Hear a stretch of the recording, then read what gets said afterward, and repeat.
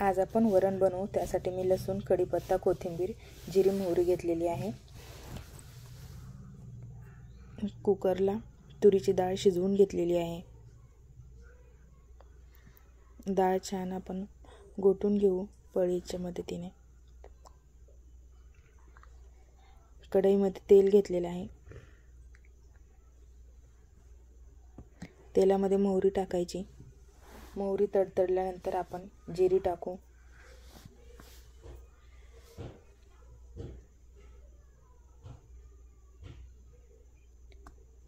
त्यानंतर लसूण टाकू। लसूण लाल कलरचा झाल्यानंतर आपण त्यामध्ये कढीपत्ता टाकू।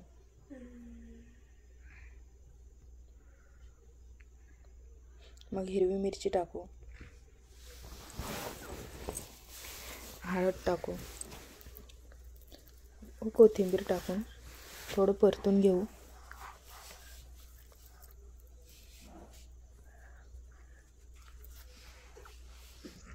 त्यानंतर आपण कुकरला शिजवून घेतलेली डाळ टाकायची आहे। हलवून घ्यायचं आहे।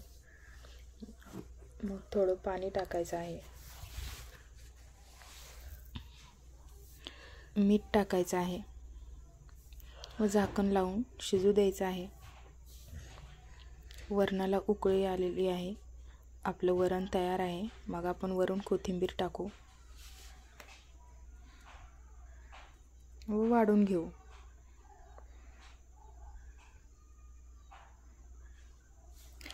वरून तूप टाकू व तयार आहे आपलं वरण भात।